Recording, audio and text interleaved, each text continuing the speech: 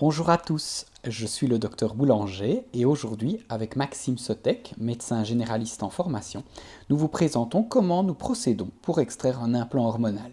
L'implant est toujours situé face à l'interne du bras.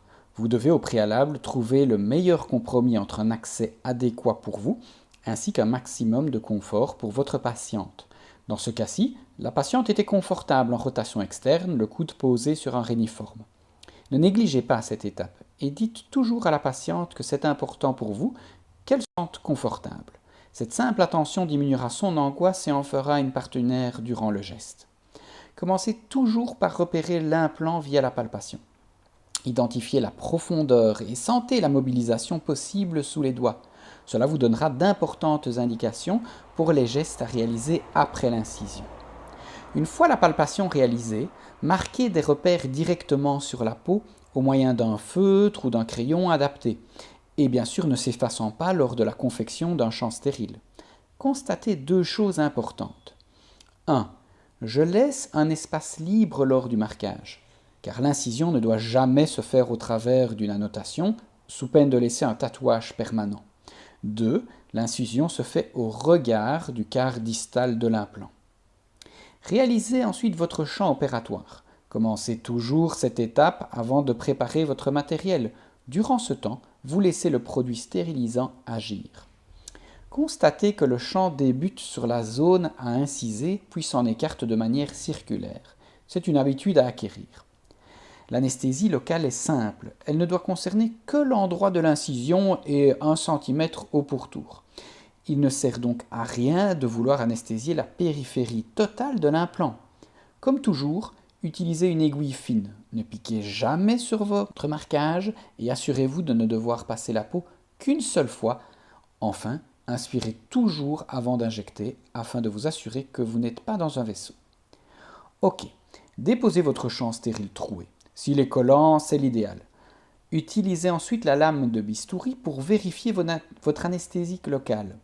Pour rappel, vous demandez au patient s'il présente une douleur tout en lui expliquant que c'est normal que la sensation du toucher ou le tact soit conservée. Ok, tout cela est en ordre, l'anesthésie est correcte, vous pouvez inciser. Regardez mon pouce gauche, il tend la peau. C'est indispensable pour réaliser une bonne incision. La lame choisie ici est une lame de 11. Pénétrez les 3 couches de la peau à la verticale, puis ensuite créez la longueur.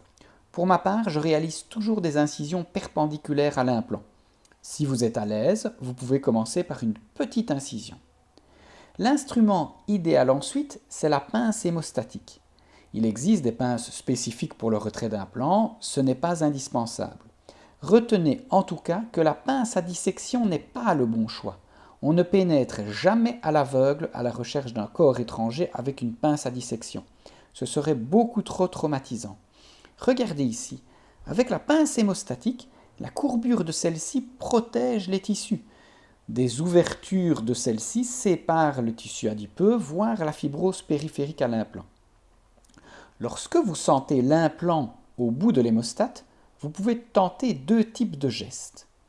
L'appréhension directe, en ouvrant et refermant la pince sur l'implant. Si vous n'y arrivez pas, tentez alors d'enrouler la concavité de l'hémostate sous l'implant pour la remonter à la surface. Bravo, vous avez l'implant.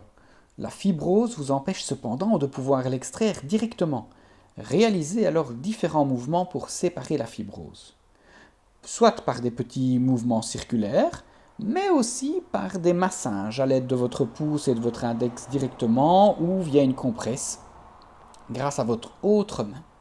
Faites cela tout le long de l'implant. Vous sentez alors que celui-ci commence à se laisser aller. Vous pouvez l'extraire. Voilà, le tour est joué. On vous laisse le soin de refermer avec un point cutané simple. Je vous invite à voir la vidéo suture simple et technique de nœud pour plus de détails. Comme dans les autres vidéos, ne négligez jamais le pansement. La stérilité est importante jusqu'à la fin. Et bien voilà, nous sommes au bout de notre geste. Des questions, des commentaires, des remarques, vous les laissez sous la vidéo. Vous réalisez ce geste d'une autre façon ou avez d'autres types de savoirs, filmez-vous et partagez-nous cela. Ciao!